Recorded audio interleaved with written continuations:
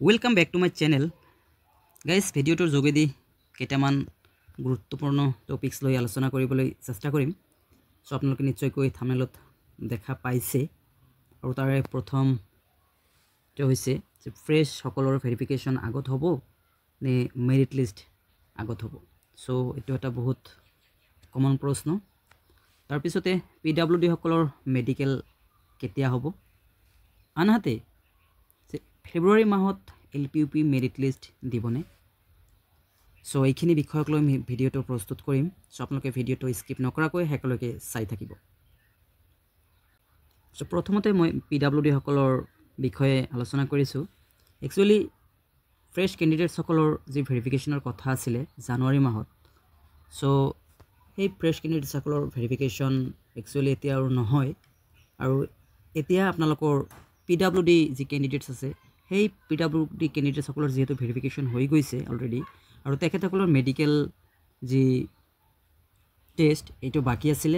আৰু হেহতিয়াকৈ জানিব পৰা মতে পিডব্লিউডি সকলৰ মেডিকেল টেষ্ট হ'বলৈ গৈ আছে জানুৱাৰী মাহত, অৰ্থাৎ এই মাহৰ শেষৰ ফালে মেডিকেল টেষ্ট হ'বলৈ গৈ আছে। তাৰ পিছতে ফ্ৰেশ ক্যান্ডিডেটস সকলৰ ভেৰিফিকেশন আগত হ'ব নে মেৰিট লিষ্ট আগত হ'ব। সো ইয়াৰ আগতে মই এটা কথা আপোনালোকক জনাইছো যে আমাৰ ইএম ছাৰে এটা কথা কৈছিলে, আৰু এই ভিডিও ফুটেজটো মই আপোনালোকক শুনাই দিবলৈ চেষ্টা কৰিম। আমাৰ ইএম ছাৰৰ কথাখিনি আপোনালোকৰ মনত আছেনে বাৰু?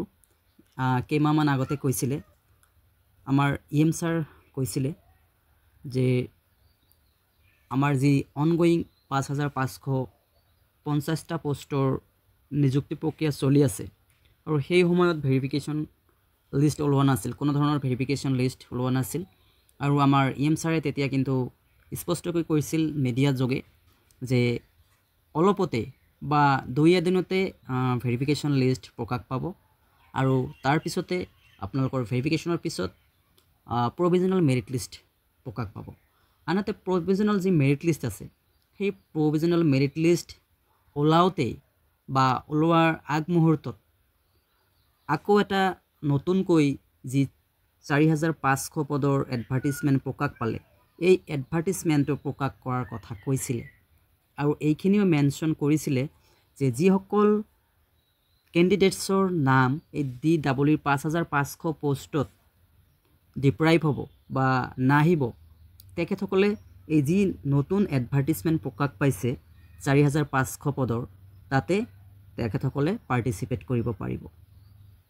আৰু সেই মতে যদি আমি যাওঁ তেনেহলে নিশ্চয়কৈ আমাৰ এলপিইউপিৰ যি প্ৰভিজনাল মেৰিট লিষ্ট আছে 5550 পদৰ, তেনেহলে আপোনালোকৰ ফেব্ৰুৱাৰী মাহৰ ফাৰ্ষ্ট উইক বা সেকেন্ড উইক হলেও প্ৰকাশ পায়। কিন্তু এতিয়া কথা হল যে আমাৰ ইএম ছাৰৰ কথাখিনি আসলতে সঁচা হ'বনে। সো যিকি নহওক মই আপোনালোকক আমাৰ ইএম ছাৰৰ কোৱা কথাখিনি বা ভিডিও ফুটেজটো এবাৰ শুনাই দিবলৈ চেষ্টা কৰিছো। সো আপোনালোকে শুনি লওক, আৰু তাৰ পিছতে মই বাকিখিনি কথা কৈ আছো। আমাৰ আবেদন গ্ৰহণ প্ৰক্ৰিয়াটো সম্পূৰ্ণ হ'ল। এতিয়া আমাৰ ডকুমেন্ট ভেৰিফিকেশন হ'ব। এই দুই এদিনৰ ভিতৰতে ডকুমেন্ট ভেৰিফিকেশনৰ প্ৰক্ৰিয়াটো কমপ্লিট হ'ব। তাৰ লগে লগে আপোনাৰ মেৰিট লিষ্ট, প্ৰভিজনেল যি মেৰিট লিষ্ট হয়, প্ৰভিজনেল মেৰিট লিষ্টটো ওলাব, আৰু একেটা সময়তে নতুন বিজ্ঞাপনটো প্ৰকাশ পাব, মানে পেৰেলেলি।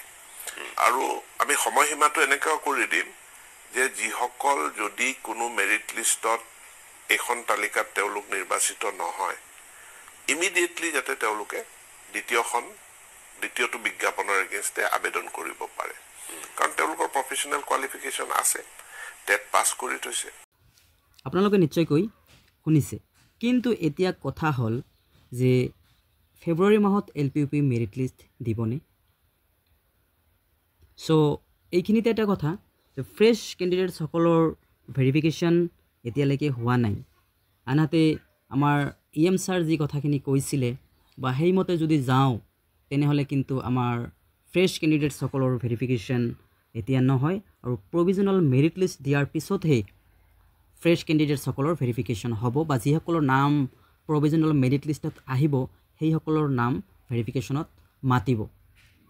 কিন্তু এতিয়া কথা হল যে আপোনালোকৰ LPP মেৰিট লিষ্ট ফেব্ৰুৱাৰী মাহত ওলাবনে ইপিনে আকৌ আপোনালোকৰ যি ফ্ৰেছ কেণ্ডিডেটসকলৰ ভেৰিফিকেশ্যন আছে সেই ফ্ৰেছ কেণ্ডিডেটসকলৰ ভেৰিফিকেশ্যন নোহোৱাকৈ প্ৰভিজনেল মেৰিট লিষ্ট প্ৰকাশ নাপায় আমি জানিব পৰা মতে আপোনালোকৰ যি ফ্ৰেছ কেণ্ডিডেটসকলৰ ভেৰিফিকেশ্যন আছে সেই ফ্ৰেছ কেণ্ডিডেটসকলৰ ভেৰিফিকেশ্যন নোহোৱাকৈ প্ৰভিজনেল মেৰিট লিষ্ট প্ৰকাশ নাপায় তেনেহ'লে আপোনালোকে এবাৰ ভাবি চাওক যে যেহেতু 15 ফেব্ৰুৱাৰীৰ পৰা আমাৰ নতুন এডভাৰ্টাইজৰ অনলাইন আবেদন প্ৰক্ৰিয়া ষ্টাৰ্ট হ'ব সো আকৌ ইপিনে এক কথা আছে যে যিসকল প্ৰভিজনেল মেৰিট লিষ্টত নাম নাহিব তেখেতসকলে আকৌ এই নতুন এডভাৰ্টাইজমেণ্টত মানে পাৰ্টিচিপেট কৰিব পাৰিব কিন্তু এতিয়া যদি আমাৰ প্ৰভিজনেল মেৰিট লিষ্টখন নিদিয়ে আকৌ অনলাইন প্ৰক্ৰিয়া যদি আমাৰ ষ্টাৰ্ট হয় 15 ফেব্ৰুৱাৰীৰ পৰা বা 15 ফেব্ৰুৱাৰীৰ আগত যদি আমাৰ প্ৰভিজনেল মেৰিট লিষ্ট নিদিয়ে তেনেহ'লে কিন্তু আকৌ অভাৰলেপিং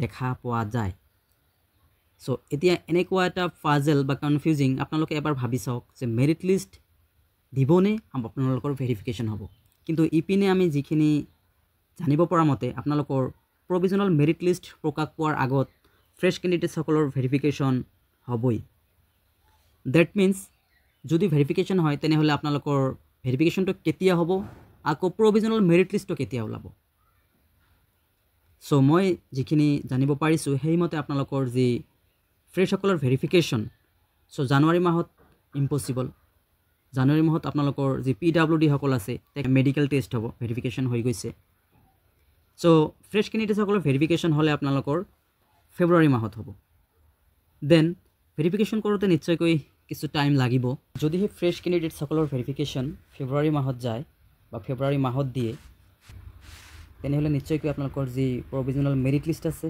এইটো মাৰ্চ কৰি পাব আৰু একজেক্টলি এইটো কোৱা সম্ভৱপৰ নহয় যিহেতু হেৰফেৰ হৈয়ে থাকে সো মোৰ মতে এইখিনি আৰু আপোনালোকৰ মতে কি এইখিনি আপোনালোকে কমেণ্ট ছেকশ্যনত জনাব আপোনালোকৰ মতে মেৰিট লিষ্ট কেতিয়াকৈ প্ৰকাশ পাব আৰু আমাৰ EM ছাৰৰ যদি কথাখিনি ঠিকেই থাকে তেনেহ'লে নিশ্চয়কৈ ফেব্ৰুৱাৰী মাহত আমি প্ৰভিজনেল মেৰিট লিষ্ট পাবলৈ সক্ষম হ'ম কিন্তু আমাৰ EM ছাৰৰ কথাখিনি কি হয় সেয়া লক্ষণীয় হ'ব সো এইখিনিয়ে ভিডিঅ'টোৰ বিষয়বস্তু আছিলে যদি ভাল পাইছে লাইক কৰিব পাৰিলে চেনেলটো ছাবস্ক্ৰাইব কৰিবলৈ নেপাহৰিব